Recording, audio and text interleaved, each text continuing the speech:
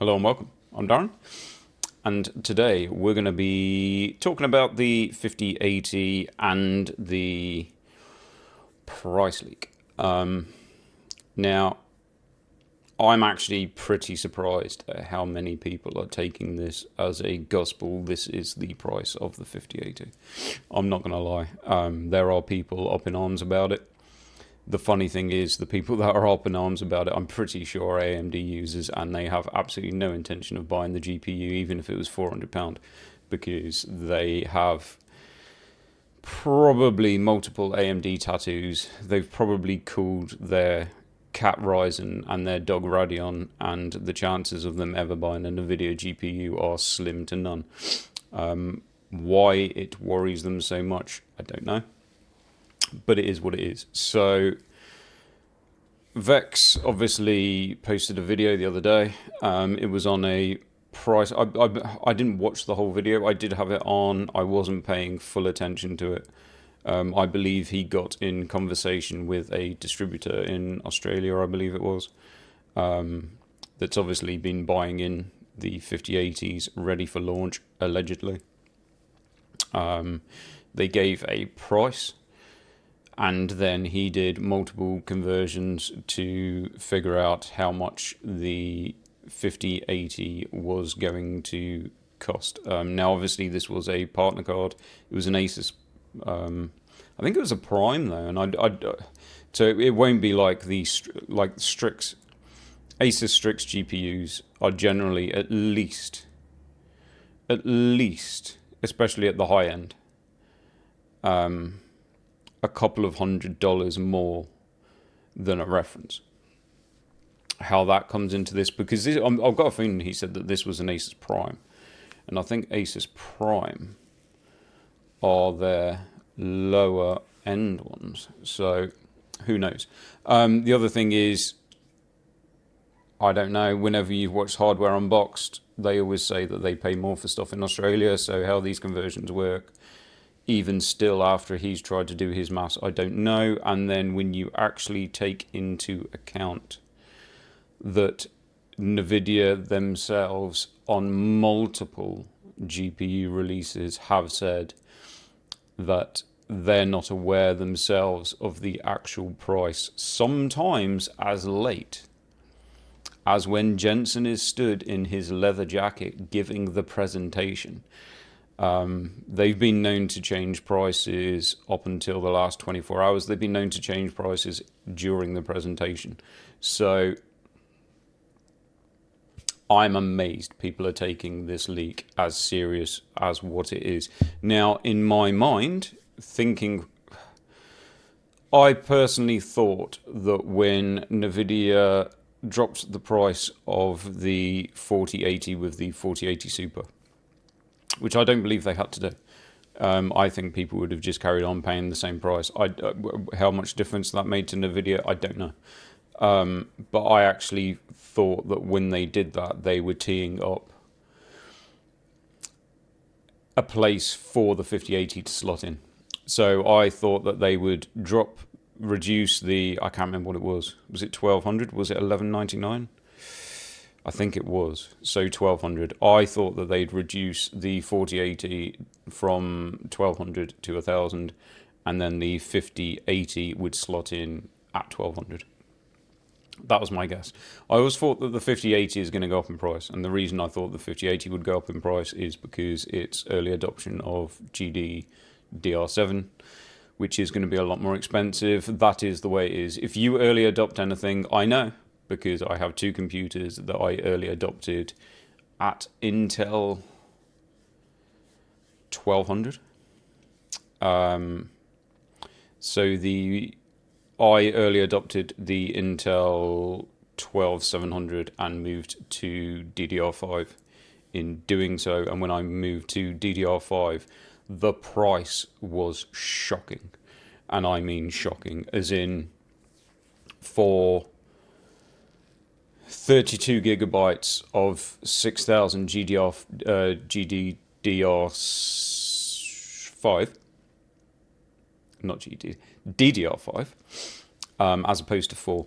So 32 gigabytes of DDR5 6,000 megahertz. When it released, I think I paid around about 220, maybe, whereas now you'd pay 80. That is the difference. That's what early adopting gets you, and it is just the way it is.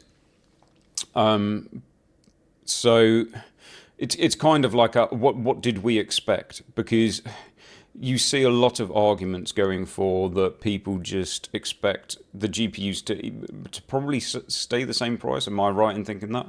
So if, for instance, the 80 class, say for instance, the 3080, 4080, 5080, forever in its time was going to sell for $1,000.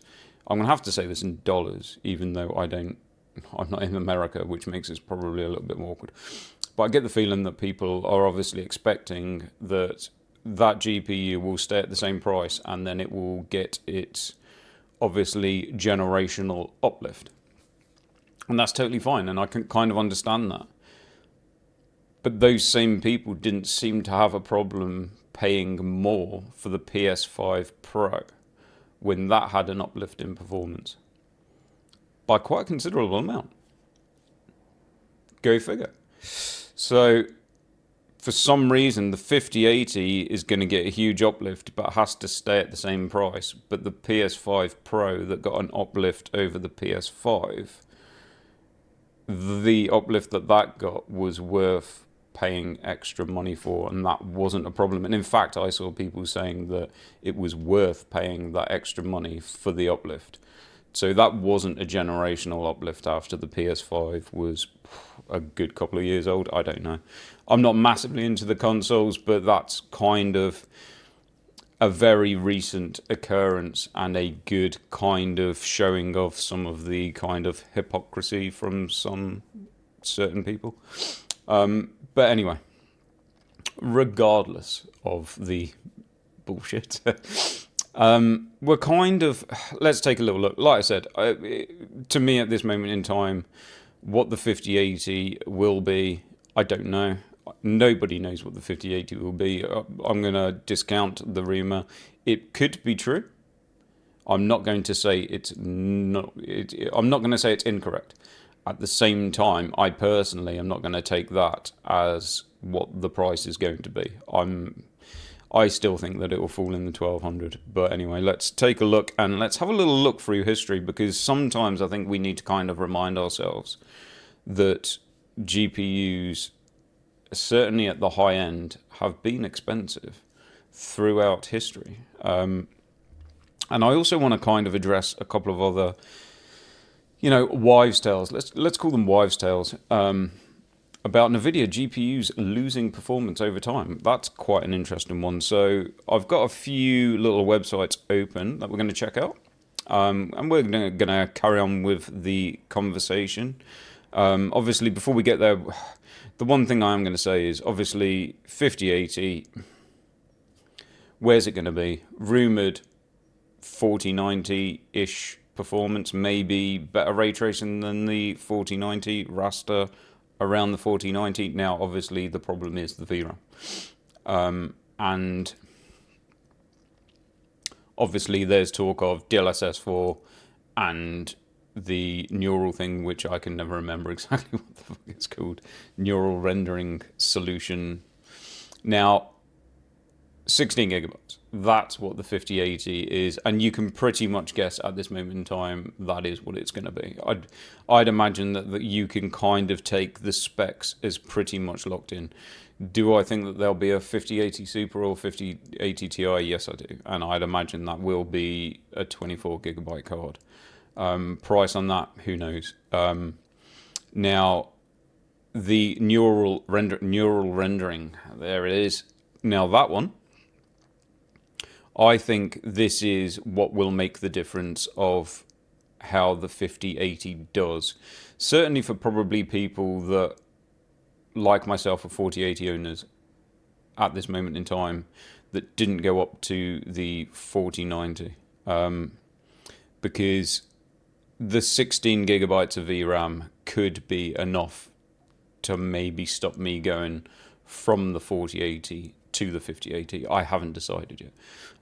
Now, the neural rendering could be the difference. So to make any kind of decision until anyone even knows how that works at the moment is completely pointless. I can't make any type of decision. If this suddenly does, if it works well and it reduces VRAM usage, which I don't know if that's the case, and no one knows what it's going to work like, but if that is the case, then I will change my mind, because then suddenly it doesn't matter. You know, if it makes it work even as if it had 18 gigabytes of VRAM, that is probably going to be enough. Again, I don't know if that's the case. Speculation is pointless over making a purchase, so that is what it is. But let's have a little look at what we have available on the website. So I'm going to go through let's go to some of the prices that we've had throughout history. So let's go back. This is for the AMD fanboys, okay? Let's not forget that this GPU did launch in 2022. It was $1,100 price. So that's what the 4080 sold for at launch, which you can see the relative performance. This was a 16 gigabyte VRAM GPU also. And, you know, relatively speaking, in today's money, I would imagine that this would be somewhere around 1,250, maybe as much as 1,300 euros. No, I don't think it'd be quite that. So it's probably around, it'd probably be an extra, because this wasn't actually that long ago. So you can probably crank an extra $50 onto that. So in nowadays money, if you were going to buy this GPU, it'd probably be 1,150. And this was a 16 gigabyte GPU by AMD. So this wasn't cheap, and this wasn't that long ago. But we can probably go back a little bit further to when the last, or you know, another 80 card in the 2080 Ti launched, which was all the way back in 2018. And when you look at the performance of obviously this GPU that launched at $1,000 back in 2018, when you look at obviously the relative performance of that now compared to something like a 4080 or a 4080 Super, or even what, if we imagine this is where the 5090 is going to be, the 5080. The 5080 is probably going to be around this performance somewhere. And you have to think that this was $1,000 back in 2018. And that's where it sits now. So let's have a look at what $1,000 would be today. And today $1,000 would be $1,250. So if you take that into account, and you look at this and you say, in today's money, if currency was the same, this was 1,250. And this is where the 5080 could be, depending on what its price. How much is a 5080 actually worth? It doesn't matter what we want it for. I want it for 500 fucking quid, but I'm not going to get it for 500 quid. So I can go on the internet and I can throw my toys out the pram and I can have a right fucking little hissy fit over it. But it's not going to change anything. So where do we go? Obviously, this is a 11 gigabyte GPU, GDDR6, still using the same memory that AMD is still using today. Interesting. So there's kind of there seems to be a thought process, and I think probably the problem, NVIDIA did something with the 3080, and I think that probably caused a bit of a problem, because we went from 2080 Ti at 1,000, and then we went to a 3080 at 699. We then had a 3080 Ti at 1,200. So the 3080 Ti, with the price comparison of whatever the dollar was worth in 2018 to what it was when the 3080 Ti launched. I think the 3080 Ti was around $1,200. And then obviously we've had the 4080 at $1,200 or $1,250 or whatever it was. It's always kind of somewhere around that mark. So 5080, will it be around the 1,200? Will it be more than that because it does have that GDDR7 early adoption of a memory? Who knows? Is it worth paying that bit extra over what the 4080 released as? If you're looking at it, you can argue, no, it's not worth paying any extra. You can't argue that it's not worth paying any extra if you make the argument that the PS5 Pro is worth paying more over the PS5. I don't think that you can make that argument personally, because what you're saying is an improvement isn't worth money. Well, if an improvement in the PS5 Pro is worth paying more money, then an improvement in the 5080 over the 4080 is worth paying more money. Do you understand what I'm saying? So that's that out of the way. Now I'm going to probably cover another little rumor that I hear getting said a lot, and the other rumor is that NVIDIA GPUs lose power. Lose performance, not power. Power would kind of say that they drop in power.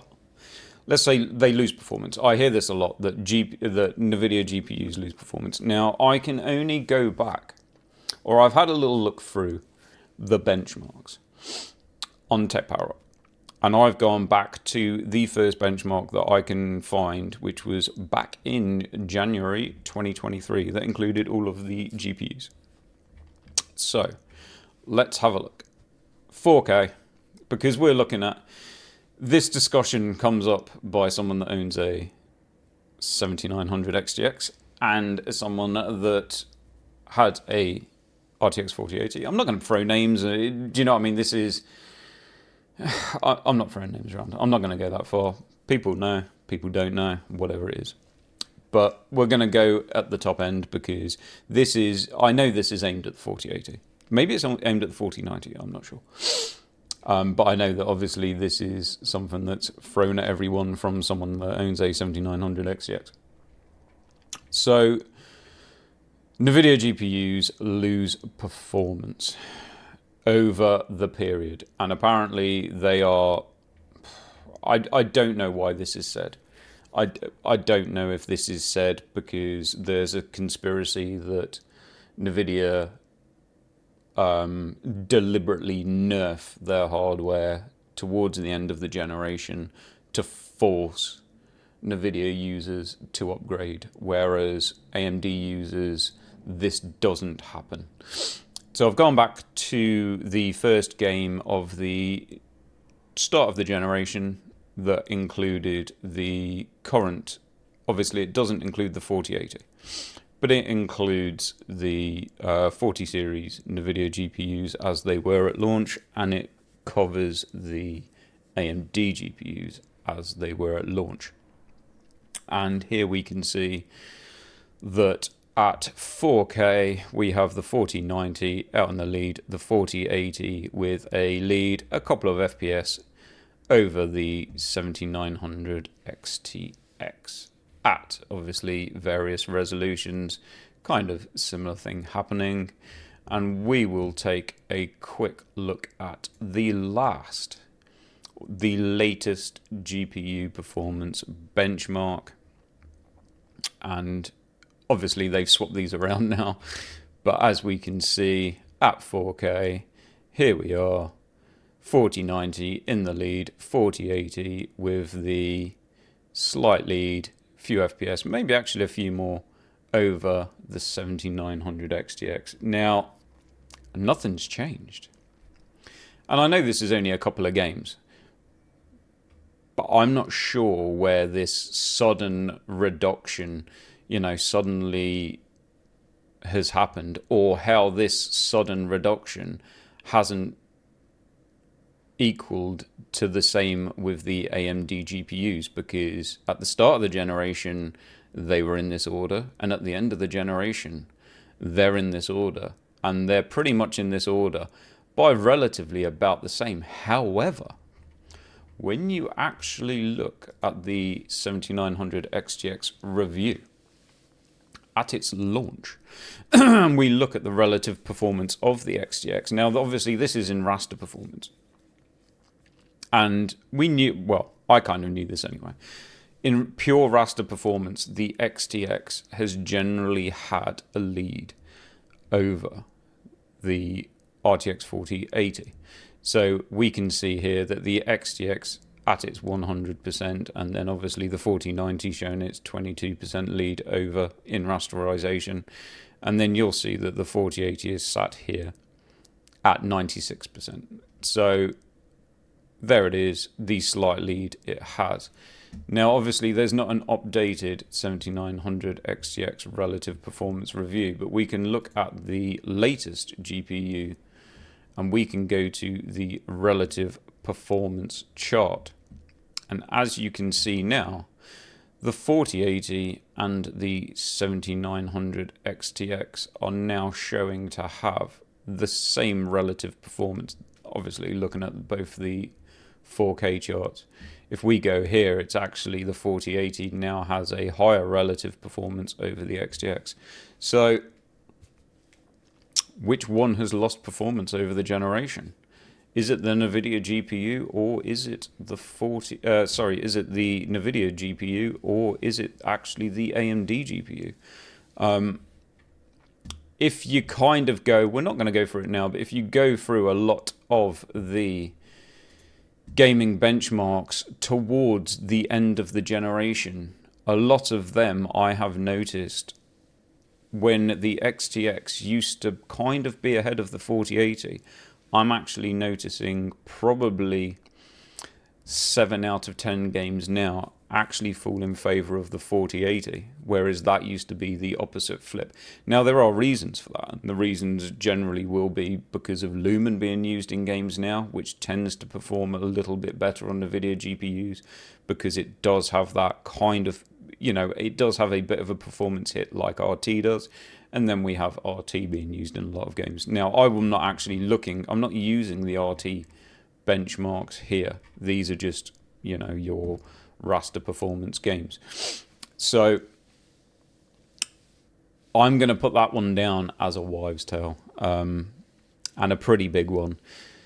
NVIDIA GPUs lose performance. Well, if NVIDIA GPUs lose performance, then guess what? So do AMD. They either both lose performance or neither of them lose performance. And that is the truth. Let's not mislead people to try and make some little fanboy war. It's stupid. And it will come back to bite you in the ass. So let's leave it there. And as far as it goes, that's probably going to wrap up my thoughts as we are at this moment in time on the 5080. What do I think about it? I don't know. How much would I be willing to pay for it? I'd have to see. The amount of people that are deciding now.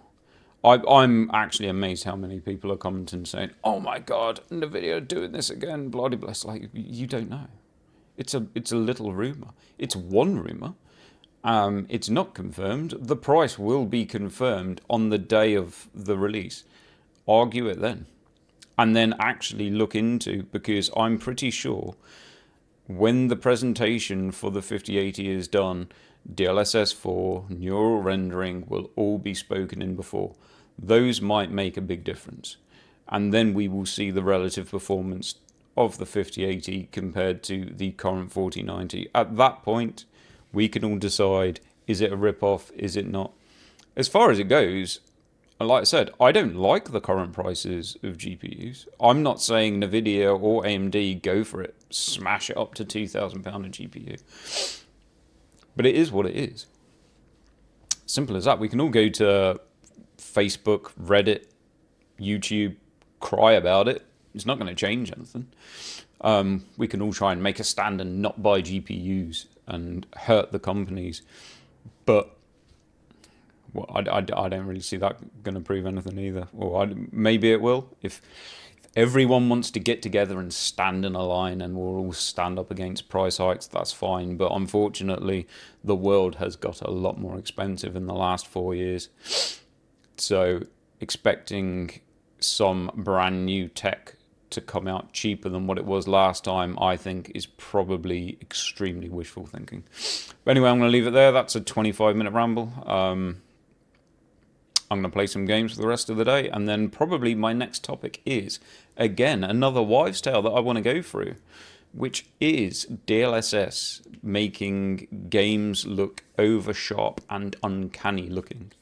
We're going to look into that because that's not something that I've ever noticed. So I might try and get a bit of footage, maybe put some side-by-sides of native versus DLSS and see how DLSS over sharpens and gives an uncanny look to the image. New to me. Again, we'll find out in the next one. So if you like this one, please give me a like. It would help me out. If you haven't subscribed, maybe think about doing, but as far as content goes, I don't even know what I'm going to be doing, so it is what it is. But yeah, I'll catch you guys in the next one.